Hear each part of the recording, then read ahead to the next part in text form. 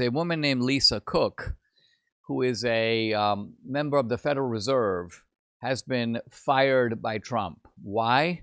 Because it looks like this woman has cheated on her own mortgage. Why? Well, in a manner that has been alleged to be done also by Adam Schiff, also by Letitia James. It's the good old primary versus secondary residence gambit, in which you get certain benefits, tax benefits, mortgage benefits on your primary residence, but they don't apply to a secondary residence. This is well established in financial practice, but also in American law. To give you an example of how this works, let's say you get sued and somebody tries to take your house. In a number of states, you can't do it.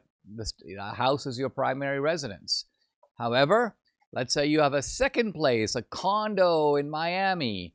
That doesn't get the same legal protection as your primary residence. So here's a good example of how your primary residence matters. So what these people have figured out how to do, public officials, is how about if I pretend to be living in two places as my primary residence at the same time? This is not allowed.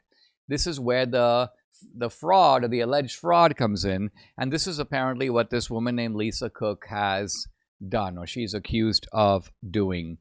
Now, can Trump fire her? This is going to be challenged legally. Why? Now, the left thinks it's clear-cut. They go, well, it's because the Federal Reserve Board is independent and Trump does not have the authority. Well, I'm actually looking at a chart, an official chart of the U.S. government. It has the legislative branch, the executive branch, and the judicial branch. Under the executive branch, we have the cabinet departments, but then I also see all these independent agencies, among which we see the Federal Reserve. Now, independent here does not mean that it is independent of executive control. That's not what independent agencies means.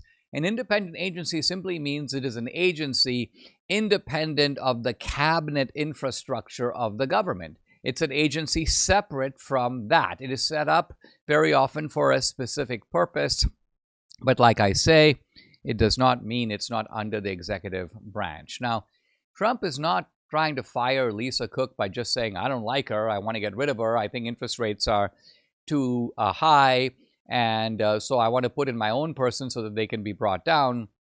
Trump may want all those things, but he is firing her for cause.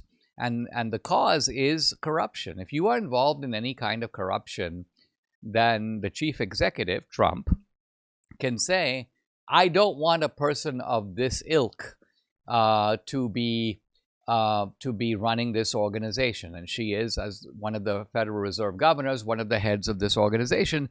So I think there's a good chance that Trump gets away with it, that Trump has the legal authority to get rid of this woman, Lisa Cook. In any event, it will be contested. It will be challenged. There's no doubt about Trump's broader agenda. I don't think he wants Jerome Powell in there, but he's reluctant to get rid of Powell. Powell doesn't have that much longer in his own term.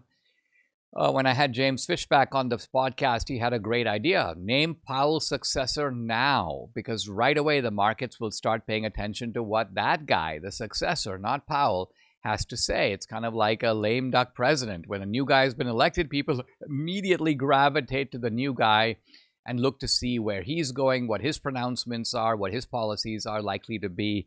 And so this could be a very smart move for Trump to get ahead of the curve and move the Federal Reserve in the right direction, even before there is an official switch at the helm. For full shows, live and on demand, it's Salem News Channel.